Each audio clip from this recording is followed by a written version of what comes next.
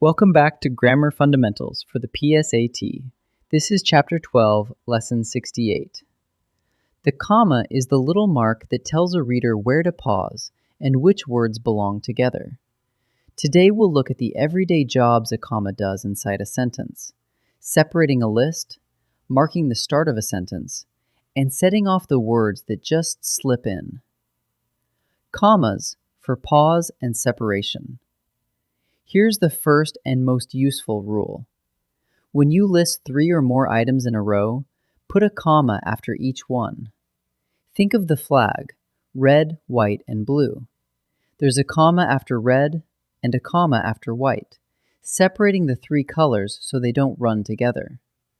3 or more items in a series, a comma after each. That's Rule 1. Rule 2.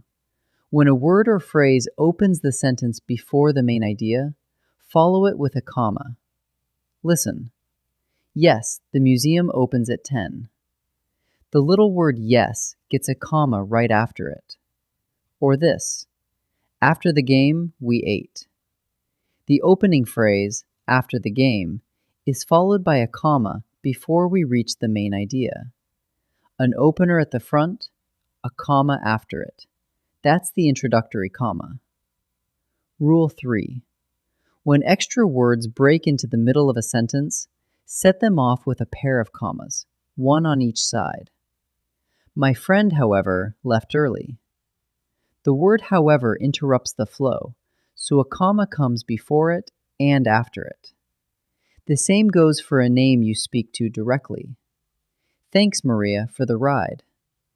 Maria is set off by commas.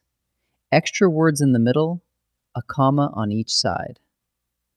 So here's your quick check for any sentence.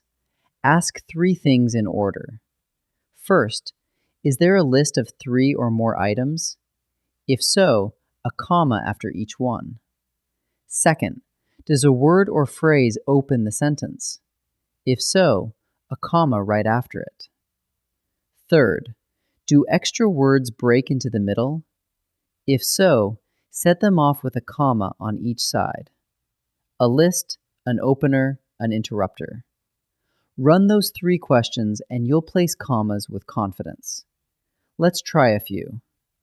In this first set, read each sentence and decide which rule calls for the missing comma. Is it a series, an introductory word or phrase, or an interrupter? Pause and try each one before I answer.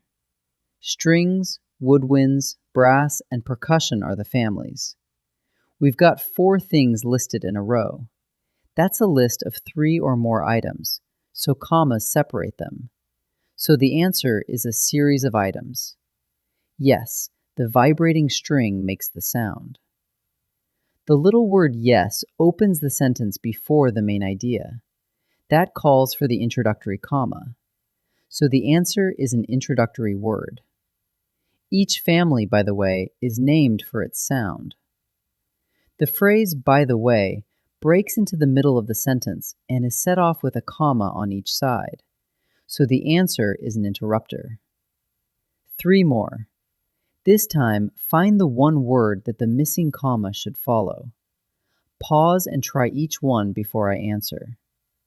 The violin, viola, and cello are string instruments. This is a series, so a comma goes after each item before the last.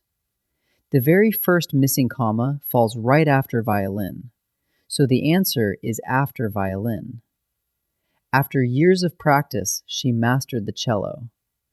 The opening phrase is after years of practice, and it ends with the word practice. So the introductory comma goes right after practice. So the answer is after practice. Lena, why is the flute called a woodwind? Here, Lena is a name spoken to directly, so it's set off with a comma right after it. So the answer is after Lena. Let's wrap up. The comma marks a pause or a separation. First, in a series of 3 or more items, put a comma after each one. Red, white, and blue. Second, when a word or phrase opens the sentence, follow it with a comma. like yes or after the game.